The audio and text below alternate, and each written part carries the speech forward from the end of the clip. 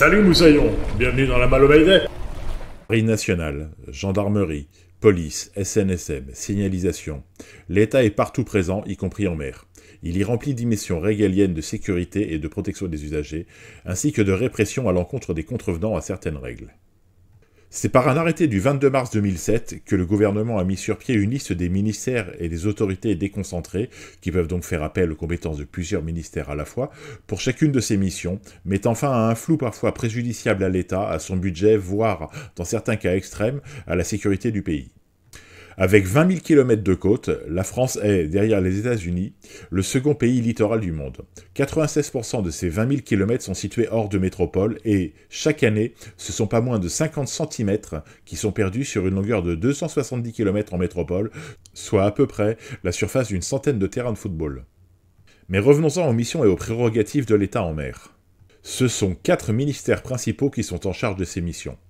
Sans surprise, le ministère des Transports se charge des 22 missions, qui vont de la surveillance des approches maritimes à la lutte contre le travail illégal en mer, en passant par les assistances médicales ou la sûreté des navires qui se situent en mer. En un mot, tout ce qui a trait à un bateau, son activité et son équipage est géré par le ministère des Transports. Second sur la liste, avec seulement 12 attributions, la Défense. Le ministère de la Défense, c'est, dans l'imaginaire collectif, la Marine nationale. Mais pas uniquement.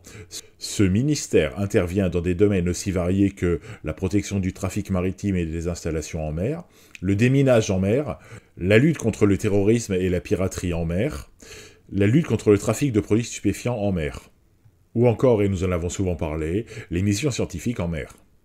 Viennent ensuite, dans un mouchoir de poche à responsabilité, et les ministères de l'Intérieur, qui dispose de 6 charges, et celui de budget, qui en compte à peu près autant. En résumé, le ministère de l'Intérieur a autorité sur les eaux territoriales, celui du budget se charge des recettes fiscales, notamment, de l'État. Le ministère du budget dispose des attributions de surveillance des approches, de police du pavillon en haute mer, ou encore de la lutte contre les stupéfiants ou le trafic d'armes.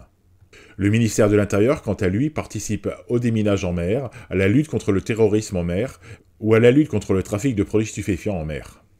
Pour agir et mener leurs actions, ces ministères se mettent, pour la plupart, sous l'autorité du préfet maritime, qui n'existe qu'en métropole. Préfecture de l'Atlantique, préfecture de la Manche et mer du Nord, et enfin préfecture de la Méditerranée. Dans les Outre-mer, cette mission est dévolue au préfet, où il porte le titre de délégué du gouvernement pour l'action de l'État en mer dans les DOM, et confié au haut-commissaire délégué du gouvernement dans les TOM. D'autres ministères, environnement, recherche, agriculture, pêche, interviennent sur des portions plus restreintes de l'État en mer et collaborent, lorsque c'est nécessaire, avec les autorités décentralisées sur leurs demandes de concours. Voilà, c'est la fin de ce Mayday très administratif aujourd'hui. Si vous êtes sur l'eau, je vous souhaite une bonne météo et bon vent!